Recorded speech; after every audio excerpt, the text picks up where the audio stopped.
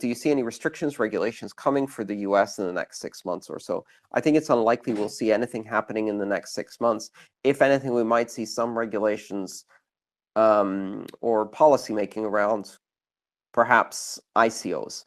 But in terms of regulating exchanges or regulating the use of Bitcoin, things like that, I don't expect much to change. The vast majority of those regulations are applied on a state-by-state basis in the US. They're on a federal level. What really has application is the SEC, FinCEN for crime enforcement, and of course the IRS. One of the regulations that I would very much like to see, which would be useful, is that at the moment, if you do transactions with cryptocurrencies, no matter what the amount, you have to do capital gains reporting. And that is just ludicrous. Like if I bought some cryptocurrency for $1, and then I buy a cup of coffee, and in the meantime, that cryptocurrency has appreciated in value to $1.05, I have to report 5 cents of capital gains. And the problem isn't the reporting of 5 cents of capital gains and paying 20% tax on 5 cents. But for these tiny, ridiculous amounts, you end up spending, you could end up spending hundreds or $1,000s in accounting costs and reporting costs to produce these monster tax returns full of tables of transactions, which are completely useless to everyone, just to report, $100 in capital gains. So there's a proposal to introduce an exception to the law that says any transaction under, say, $600 does not require capital gains reporting. That would be smart, but I'm not holding my breath for governments to do smart things. Oh, very good. Someone actually mentioned that the bill for the capital gains $600 exception is HR 3708. In 2014, you told the Canadian Senate Committee on Banking and Finance to hold off on regulation for 5 years. What would you say to them and regulators generally now? Well, first of all, still have 2 years. So, well, 1.5 years, let's say. What I would say to them is continue to wait. There are places where regulation is necessary, and the places where regulation is necessary are places where companies are offering services around cryptocurrency that are not decentralized, that in fact are highly centralized and custodial in nature. That means they hold keys on your behalf. And there's a reason we have regulations for people who have custody of money, and the reason is that eventually, in almost every case, they try to run away with the money. Theft, embezzlement, Ponzi schemes, and things like that happen in banking every day, and they happen in cryptocurrency exchanges that have custodial control over funds.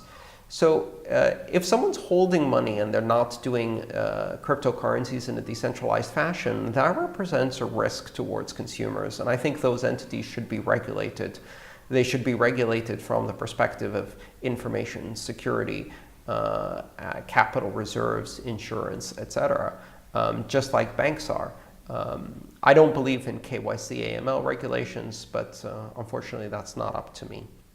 So I would say there are areas where regulation can protect consumers from custodial systems that put their money at risk. But beyond that, this is still a very early and developing space, and regulating without understanding how this technology works is going to suppress the technology.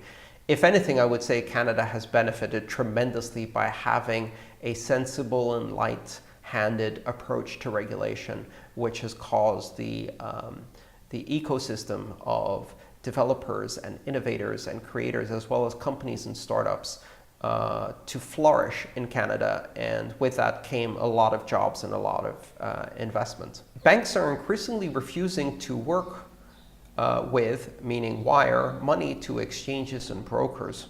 How do you think that will play out in 2018? Well, the funny thing is that boycotting your competition in an industry that is rapidly changing is not a very good idea. Sitting in the sidelines, covering your eyes and ears and going, la, la, la, la, la, I can't hear you, That kind of approach to competitive innovation historically doesn't work out for the incumbent. What happens if banks cut off the on-ramps and off-ramps to Bitcoin exchanges? Do the exchanges go away? Do they stop operating? Does Bitcoin stop operating? No, not really. What happens is a lot of the interactions move to other places. They move to over-the-counter exchanges where, for example, people don't wire money to the exchange, but instead they set up an escrow payment with the Bitcoin, and then they wire money to each other. So how do you stop people from wiring money to other people?